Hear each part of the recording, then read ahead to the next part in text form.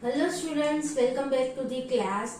Today we are going to discuss about the heptanes. ठीक है, heptanes क्या है? ऐसे मोलेक्यूल्स जो एंटीजेनिक है बट इम्यूनोजेनिक नहीं है, ऐसे मोलेक्यूल्स को क्या कहते हैं? हेप्टेन्स. ठीक है, हमने इम्यूनोजेनिसिटी में डिस्कस किया था कि the molecules that are antigenic but not immunogenic are known as the haptens. Okay, antigenic का मीनिंग क्या है कि वो एंटीबॉडीज है या फिर T cell receptor, B cell receptor के साथ बाइंड कर सकता है. ऐसा जो मोलेक्यूल है उसे क्या कहते हैं? Antigenic molecule. So haptens can bind with the antibodies और टी सेल रिसेप्टर उसके साथ बाइंड कर सकते हैं.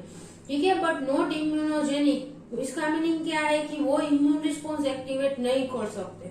ओके, सो हेप्टेन क्या है? They are the antigenic but not immunogenic. Okay, so hapten के अगेंस्ट में अगर हमें इम्यून रिस्पॉन्स एक्टिवेट करना है, हेप्टेन के लिए specific antibodies T cell receptors हमें जनरेट करने हैं, तो वो हम किस प्रकार कर पाएंगे? So for this studies the Karl Landsteiner have modified the hapten. Okay, hapten का केमिकल मॉडिफिकेशन करके उसको एक कैरियर प्रोटीन के साथ बाइंड कर दिया. ठीक है, कार्ल लैंडस्टीनर ने ये एक्सपेरिमेंट किया था.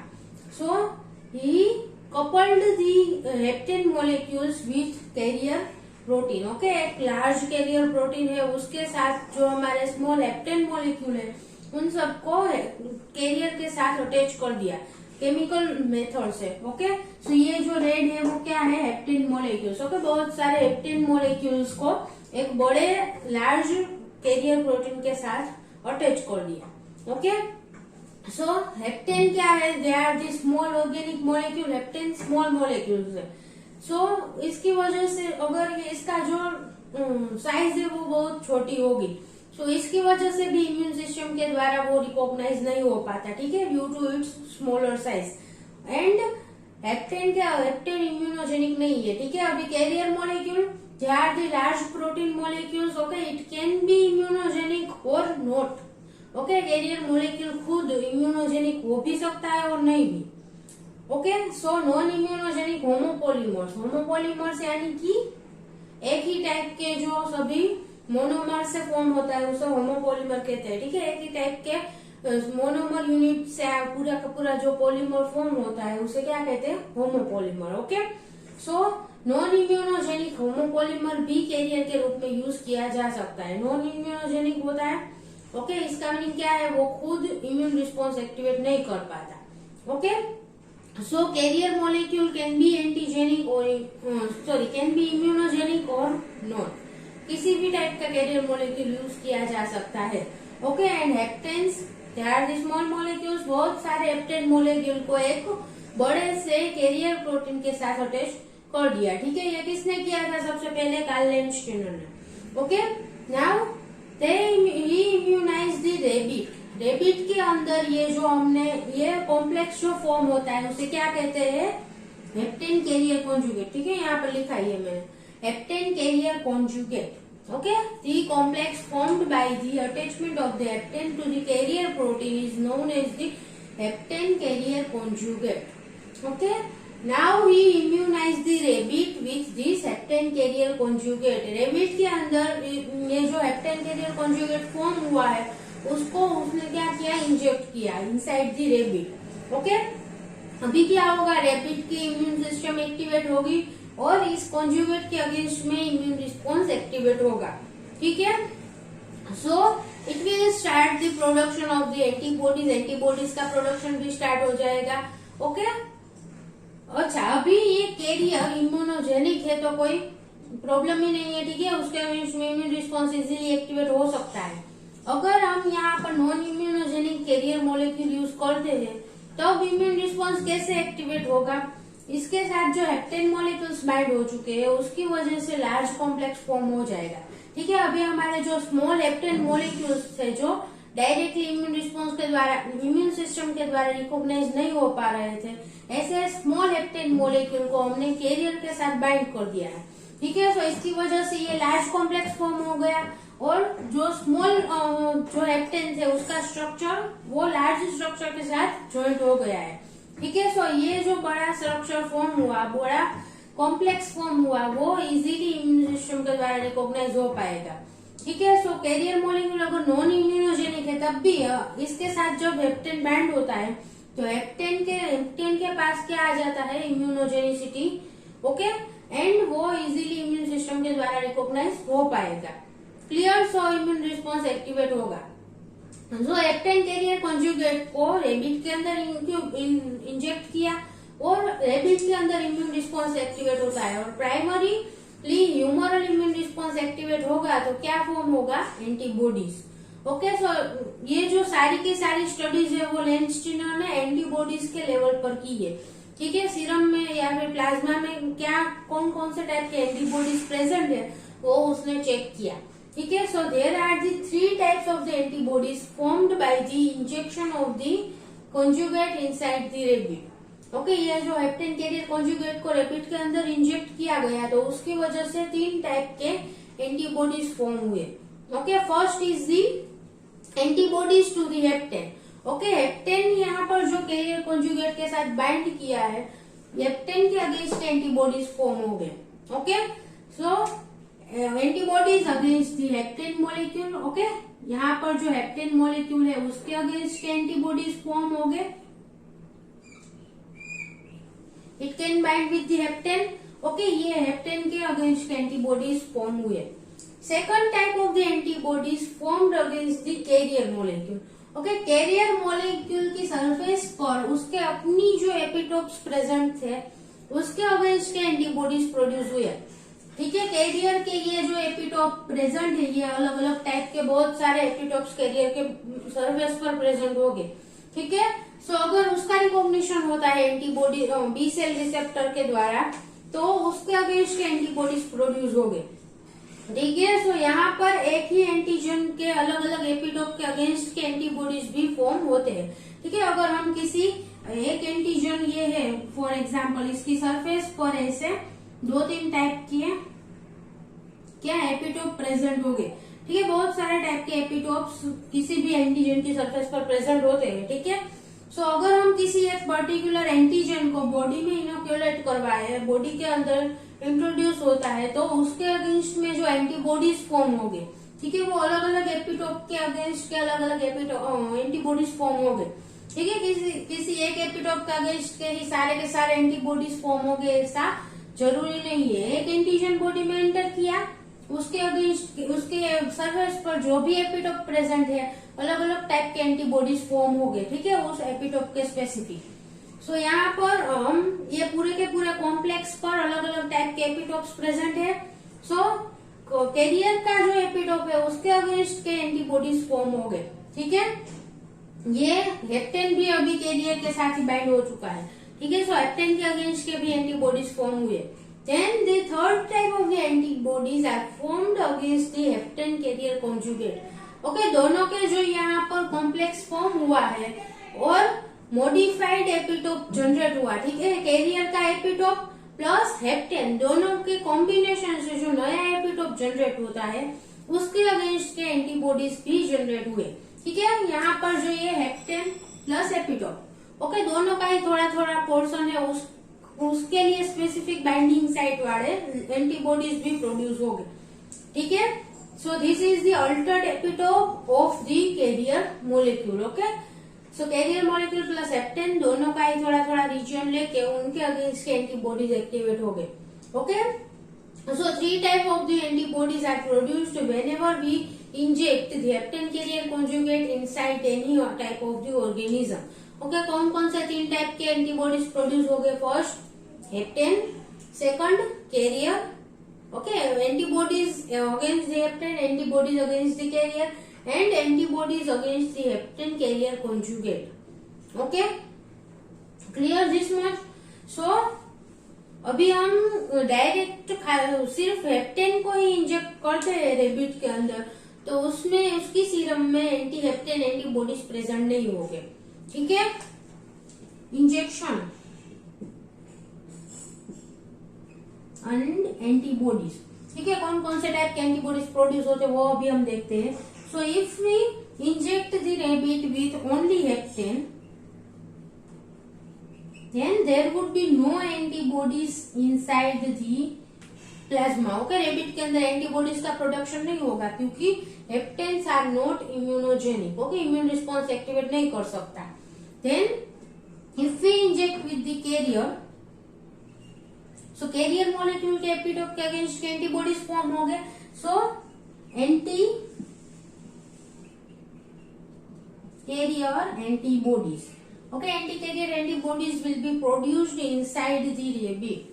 कैरियर मॉलिक्यूल को अगर हम इंजेक्ट करते हैं तो उसके अगेंस्ट एंटीबॉडीज फॉर्म हो गए। Okay, and if we inject rabbit with the hapten carrier conjugate, hapten carrier conjugate, then there would be 3 type of the antibodies will produce inside the rabbit. Okay, rabbit के serum का अगर हम test करते हैं तो वहां पर 3 type के एंटीबॉडीज मिलेंगे। ठीक है, कौन कौन से, ये यहाँ पर हमने जो 3 लिखे हैं वो। ओके, हेप्टेन के अगेंस्ट के, कैरियर के एपिटोप के अगेंस्ट के, और new epitope that is formed by the portion of the carrier plus hapten. Okay, दोनों का थोड़ा थोड़ा पोर्शन लेके जो भी एपिटोप फॉर्म होता है उसके अगेंस्ट के एंटीबॉडीज। क्लियर? सो अगर अकेले हेप्टेन होगा तो no antibodies production, then carrier तो एंटी कैरियर एंटीबॉडीज फॉर्म हो गए। ठीक है, कैरियर के एपिटोप के अगेंस्ट के एंटीबॉडीज। एंड अगर हम हेप्टेन कैरियर कॉन्जुगेट को इंजेक्ट करते हैं तो 3 टाइप के एंटीबॉडीज फॉर्म हो गए। Clear this much? अभी जो लैंडस्टीनर है उसने एक और एक्सपेरिमेंट किया कि यहाँ पर जो रेबिट की इम्यून सीरम है, ठीक है, इम्यूनाइज्ड रेबिट है, उसके अंदर ये तीनों टाइप के एंटीबॉडीज फॉर्म हो चुके हैं। सो इसका सीरम लेके हेप्टेन के साथ रिएक्ट करवाते हैं। ठीक है, अगर हम इसका सीरम लेके जो हमारा हेप्टेन मॉलिक्यूल है अकेला, ठीक है, कॉन्जुगेट फॉर्म में नहीं है, अकेला हेप्टेन मॉलिक्यूल है, उसके साथ रिएक्ट करवाएंगे तो यहाँ पर जो सिर्फ हेप्टेन एंटीबॉडीज है, एंटीबॉडीज अगेंस्ट दी हेप्टेन, वो ही सिर्फ उसके साथ रिएक्ट करेंगे। ठीक है, बाकी के 2 टाइप के जो भी एंटीबॉडीज प्रेजेंट है वो हेप्टेन के साथ रिएक्ट नहीं करेंगे। ठीक है, so this immune reaction, antigen antibody reaction is highly specific reaction. Okay, जो एंटीबॉडीज हेप्टेन मॉलिक्यूल के अगेंस्ट के है, स्पेसिफिकली हेप्टेन के अगेंस्ट के है। ठीक है, यहाँ पर कोई भी दूसरा पोर्शन नहीं है, सिर्फ हेप्टेन के लिए ही है। ऐसे एंटीबॉडीज ही हेप्टेन के साथ रिएक्ट करेंगे। Okay, clear this much? Karl Landsteiner also tested for the cross reaction. ठीक है, क्रॉस रिएक्शन का मीनिंग क्या है? अगर हमने एक टाइप का हेप्टेन यूज करके उसके अगेंस्ट के एंटीबॉडीज फॉर्म किए हैं, ठीक है, हेप्टेन के लिए कॉन्जुगेट बनाया, बॉडी के अंदर इंजेक्ट किया और रेबिट के अंदर इंजेक्ट किया और रेबिट के अंदर उसके अगेंस्ट के एंटीबॉडीज फॉर्म हो चुके हैं। ठीक है, अभी हम हेप्टेन के एंटीबॉडीज दूसरे टाइप के हेप्टेन, यानी कि जो ओरिजिनल हेप्टेन है जिसके अगेंस्ट के एंटीबॉडीज है उससे कुछ उसका स्ट्रक्चर, केमिकल स्ट्रक्चर डिफरेंट हो, ऐसे हेप्टेन के साथ अगर हम इस एंटीबॉडी को यूज किए करें, ठीक है, हेप्टेन के साथ अगर रिएक्ट करवाए तो उसके साथ अगर रिएक्शन देखने को मिलती है तो उसे क्या कहते हैं? Cross reaction. ठीक है, फॉर एग्जाम्पल ये सभी हेप्टेन के एग्जाम्पल है। ठीक है, जो amino benzene, okay, then ortho amino benzoic acid, para amino benzoic acid, meta amino benzoic acid, ये सभी में क्या है? कुछ माइनर डिफरेंसेस है इनके स्ट्रक्चर में। ठीक है, so this all are the hapten. अगर हम अमाइनो बेंजीन के अगेंस्ट, अमाइनो बेंजीन को हेप्टेन के रूप में यूज करते हैं, ठीक है, और उसके अगेंस्ट के एंटीबॉडीज प्रोड्यूस करवाए हम रेबिट के अंदर, ठीक है, सो रेबिट की इम्यून सीरम ली तो उसमें क्या प्रेजेंट होगा? Antibodies to the amino benzene. अभी हम ये जो एंटी सीरम है रेबिट की सीरम, उसे ऑर्थो अमाइनो बेंजोइक एसिड के साथ रिएक्ट करवाते हैं तो वहां पर अगर रिएक्शन होती है और the antibodies to the amino benzene जो है वो ऑर्थो अमाइनो बेंजोइक एसिड के साथ अगर बाइंड करेंगे तो इस प्रकार की जो रिएक्शन होती है उसे क्या कहते हैं? Cross reaction. ठीक है, अगर ऑर्थो अमाइनो बेंजोइक एसिड के जो एंटीबॉडीज है वो पैरा अमाइनो बेंजोइक एसिड के साथ बाइंड करेंगे तो उसे क्या कहते हैं? Cross reaction. ओके, समझ में आया क्रॉस रिएक्शन किसे कहते हैं? Okay, so Karl Landsteiner also tested for the cross reaction की हेप्टेन के अगेंस्ट के जो एंटीबॉडी फॉर्म हुए हैं उसमें क्रॉस रिएक्शन देखने को मिलती है या नहीं। Okay, so first of all amino benzene, okay, anti serum against the amino benzene. Okay, यहाँ पर एंटी सीरम के लिए नाम लिखे है। इसका मीनिंग क्या है कि हमने यहाँ पर रेबिट की एंटी सीरम ली है, ठीक है, रेबिट का सीरम लिया है जिसमें ये पर्टिकुलर हेप्टेन के अगेंस्ट के एंटीबॉडीज प्रेजेंट है, ठीक है। अगर अमाइनो बेंजीन के साथ हमने रेबिट को इंजेक्ट किया है तो उसके सीरम में अमाइनो बेंजीन के अगेंस्ट के एंटीबॉडीज प्रेजेंट हो गए, ठीक है। ऑर्थो अमाइनो बेंजोइक एसिड को रेबिट में इंजेक्ट करवाया है तो उसके अगेंस्ट के एंटीबॉडीज प्रेजेंट हो गए, ठीक है। So this is the name of the anti serum antibodies, okay. किसके अगेंस्ट के एंटीबॉडीज रेबिट के सीरम में प्रेजेंट है वो यहाँ पर लिखा है, ठीक है। अभी फर्स्ट अमाइनो बेंजीन, रेबिट की सीरम में अमाइनो बेंजीन के अगेंस्ट के एंटीबॉडीज प्रेजेंट है, ठीक है। अभी इसको हम ये चारों के साथ रिएक्ट करवाएंगे, ठीक है। सो अगर अमाइनो बेंजीन एंटीबॉडीज को, ठीक है, antibodies against the amino benzene उसे सेम अमाइनो बेंजीन के साथ रिएक्ट करवाएंगे तो वहां पर रिएक्शन देखने को मिलेगी, ठीक है। So there would be a reaction, okay. Amino benzene में रिएक्शन देखने को मिलती है। अच्छा, अमाइनो बेंजीन का स्ट्रक्चर कैसा होगा ये तो आपको पता ही होगा, benzene plus amino group, okay, this is the amino benzene.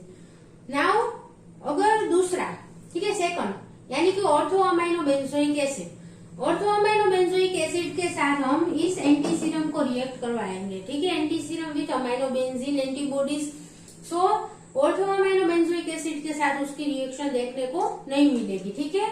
सो यहाँ पर हम 0 लिखते हैं, नो रिएक्शन, ठीक है। 0 is the sign for the no reaction and plus is for the positive reaction की एंटीजन एंटीबॉडी कॉम्प्लेक्स का फॉर्मेशन हुआ है, ठीक है। सो अमाइनो बेंजीन के अगेंस्ट के एंटीबॉडीज हो गए तो वो ऑर्थो अमाइनो बेंजोइक एसिड के साथ बाइंड नहीं करेंगे, ठीक है। Then third, para amino benzoic acid, उसके साथ भी बाइंड नहीं करेंगे, ठीक है। सो वहां पर भी रिएक्शन देखने को नहीं मिलेगी, ठीक है। And then fourth, meta amino benzoic acid, उसमें भी रिएक्शन देखने को नहीं मिलती है, ठीक है। चारों के स्ट्रक्चर हम यहाँ पर ड्रॉ कर लेते हैं एक बार, benzene plus NH2, okay. Benzene थोड़ा है पर चलेगा। सो ऑर्थो पोजीशन पर क्या है, बेंजोइक एसिड यानी कि COOH ग्रुप प्रेजेंट होगा, ठीक है। देन मेटा पोजीशन पर होगा, मेटा अमाइनो बेंजोइक एसिड में क्या होगा, मेटा यानी कि दिस पोजीशन पर COOH ग्रुप प्रेजेंट होगा and then para amino benzoic acid, okay, NH2, यहाँ पर क्या होगा, पैरा पोजीशन पर COOH ग्रुप प्रेजेंट होगा, ठीक है। अभी इन सब की अगर हम केमिकल फॉर्मूला लिखे तो वो सब सेम आएगी, ठीक है। NH2 ग्रुप प्रेजेंट है, COOH प्रेजेंट है एंड बेंजीन प्रेजेंट है, तीनों में ये सेम है, सिर्फ COOH की पोजीशन है वो अलग अलग है, और वी कैन से NH2 की पोजीशन अलग अलग है, ठीक है। अगर हम COOH को कांस्टेंट रखते हैं तो NH2 की पोजीशन चेंज होगी, ओके। और अगर हम NH2 को कांस्टेंट लिखते हैं तो COOH की पोजीशन चेंज होगी, ठीक है। एक दूसरे की कंपेयर में दोनों की पोजीशन अलग है, बाकी सेम है। सो इतना स्ट्रक्चर में डिफरेंस होने के बावजूद भी यहाँ पर रिएक्शन नहीं होगी, ओके। सो अगर हम ऑर्थो अमाइनो बेंजोइक एसिड, ठीक है, ऑर्थो अमाइनो बेंजोइक एसिड के अगेंस्ट के जिसमें एंटीबॉडीज प्रेजेंट है, ऐसी सीरम लेते हैं तो ये अमाइनो बेंजीन के साथ रिएक्ट नहीं करेगी, ठीक है। Then it will react with the ortho amino benzoic acid, ठीक है, उसके साथ तो रिएक्शन देखने को मिलेगा ही।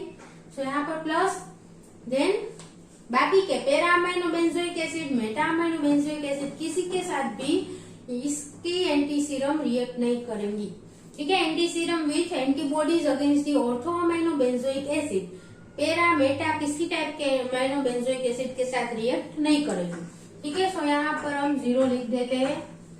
Then same in the para amino acid benzoic acid, meta amino benzoic acid, दोनों में ही सेम होगा कि जो पैरा अमाइनो बेंजोइक एसिड इसके अगेंस्ट के एंटीबॉडीज वाली सीरम है वो सिर्फ उसी के साथ रिएक्ट करेंगी, ठीक है। यहाँ पर थर्ड, यहाँ पर मैंने सिर्फ नंबर लिखे हैं, ठीक है, यहाँ पर नाम सेम है, 1 यानी कि amino benzoic acid, okay, sorry amino benzene, then 2 means ortho amino benzoic acid, 3 means para amino benzoic acid and 4 means meta amino benzoic acid, okay. So यहाँ पर सिर्फ पैरा अमाइनो बेंजोइक एसिड के साथ ही reaction होगा, और anti serum with antibodies against the Meta amino benzoic acid, उसमें सिर्फ Meta amino benzoic acid के साथ ही रिएक्शन होगा, बाकी में क्या आएगा, 0 मीन्स नो रिएक्शन, बाकी किसी के साथ भी इसका रिएक्शन नहीं होगा। क्लियर। सो क्रॉस रिएक्शन देखने को नहीं मिलती है हेप्टेन के अगेंस्ट के एंटीबॉडीज में। Okay, now the modification at one position. अभी यहाँ पर हम देखते हैं एक एग्जांपल। ये जो है वो हमारा पैरा अमाइनो बेंजोइक एसिड है, ठीक है। इसका एग्जांपल आपकी बुक में दिया गया है, सो हम इसके बारे में देखेंगे। सो यहाँ पर क्या है, पैरा पोजीशन पर अमाइनो ग्रुप और कार्बोक्सिल ग्रुप प्रेजेंट है, ठीक है। सो पैरा पोजीशन पर अमाइनो ग्रुप प्रेजेंट है। अगर हम यहाँ पर पैरा पोजीशन के अमाइनो ग्रुप को किसी और ग्रुप के साथ चेंज करते हैं, ठीक है, सो क्या होगा, ये जो पैरा पोजीशन का जो ग्रुप है उसको दूसरे ग्रुप के साथ मॉडिफाई करते हैं तो वहां पर क्रॉस रिएक्शन देखने को मिलती है, ठीक है। ऐसे टाइप के जो भी मॉडिफाइड हेप्टेन मॉलिक्यूल्स है उसमें क्रॉस रिएक्शन देखने को मिलेगी, क्योंकि उसका जो ओवरऑल कॉन्फ़िगरेशन है वो सेम रहेगा, ठीक है। यहाँ पर पैरा पोजीशन एक और एक ग्रुप है और COOH ग्रुप है, बेंजीन है, ये सब सेम रहेगा। सिर्फ यहाँ पर जो ग्रुप है उसमें ही चेंजेस आएंगे, ठीक है। सो ऐसे टाइप के हेप्टेन मॉलिक्यूल्स के साथ उसने एक्सपेरिमेंट किया, सो वहां पर क्रॉस रिएक्शन देखने को मिली, ठीक है। बहुत सारी क्रॉस रिएक्शन देखने को मिलती है। सो ये क्या दिखाता है कि ये बाकी का जो पोर्शन है वो सेम है, तो ये बाकी के पोर्शन पर जो भी एपिटोप्स प्रेजेंट हो गए उसके अगेंस्ट के एंटीबॉडीज हो गए वो तो सेम हो गए, ठीक है। सो यहाँ पर क्रॉस रिएक्शन देखने को मिलती है। Now biologically important substances that works as the hapten. Okay, hapten के रूप में वर्क करने वाले जो भी बायोलॉजिकल सब्सटेंसेस है उसके कुछ एग्जांपल्स है यहाँ पर। For example drugs, peptide hormones, steroid hormones, ठीक है, this all works as the hapten, यानी कि वो स्मॉल मॉलिक्यूल्स है और वो डायरेक्टली इम्यून रिस्पॉन्स को एक्टिवेट नहीं कर सकते, ठीक है, इम्यूनोजेनिक नहीं है, क्योंकि ये जो है वो हमारे बॉडी में steroid hormones, peptide hormones body में नॉर्मली प्रेजेंट होते हैं, ठीक है। अगर वो डायरेक्टली इम्यून रिस्पॉन्स एक्टिवेट कर सकते हैं वो, ठीक है, इम्यूनोजेनिक मॉलिक्यूल्स है तो कंटिन्यूअसली उसके अगेंस्ट में इम्यून रिस्पॉन्स हमारे बॉडी में एक्टिवेट रहेगा। Okay, so normally naturally this molecules work as the haptens. Okay, and hapten carrier conjugate form करके उसे, ये जो हेप्टेन मॉलिक्यूल्स है उसको कैरियर के साथ अटैच करके हम रेबिट में इंजेक्ट कर सकते हैं, ठीक है। सो रेबिट में क्या होगा, इस पर्टिकुलर हेप्टेन के अगेंस्ट एंटीबॉडीज फॉर्म हो गए, उसे हम आइसोलेट कर सकते हैं, ठीक है। और इस टाइप के जो एंटीबॉडीज है उसका यूज कहाँ पर होता है, this antibodies to this are used in measuring the presence of various substances in the body. Okay, जो डायग्नोस्टिक टेस्ट है फॉर क्वांटिटेटिव और क्वालिटेटिव एनालिसिस वहां पर यूज हो गए ये एंटीबॉडीज, ठीक है। सो इस पर्टिकुलर हेप्टेन के अगेंस्ट के जो भी एंटीबॉडीज फॉर्म हुए हैं उसको हम बॉडी में कितने अमाउंट में पेप्टाइड हार्मोन प्रेजेंट है, ठीक है, ब्लड में कितने अमाउंट में पेप्टाइड हार्मोन प्रेजेंट है, स्टीरॉयड हार्मोन प्रेजेंट है, या फिर कोई ड्रग ब्लड में कितने अमाउंट में प्रेजेंट है, उसको टेस्ट करने के लिए ये एंटीबॉडीज यूज हो गए, ठीक है। एंटीबॉडीज के द्वारा, एंटीजन एंटीबॉडी रिएक्शन के द्वारा जो भी टेस्ट होती है वो बिल्कुल इजी है, ठीक है। सो इजी मेथड है और इजीली डिटेक्ट भी कर सकते हैं कि प्रेजेंट है या नहीं।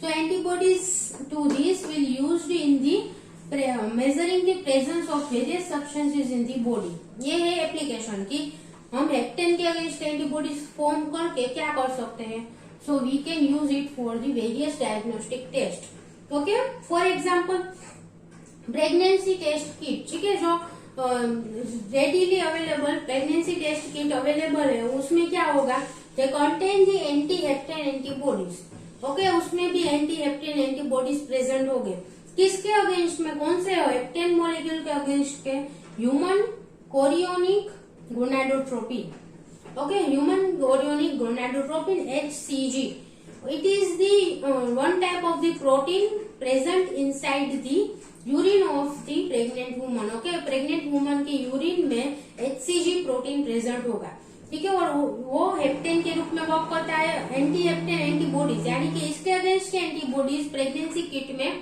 प्रेजेंट हो गए, ठीक है। सो अगर HCG प्रेजेंट होगा यूरिन में तो उसके साथ रिएक्ट करेंगे और प्रेसिपिटेट देखने को मिलेगा। ओके, एंटीजन एंटीबॉडी रिएक्शन होगी और प्रेसिपिटेट देखने को मिलेगा।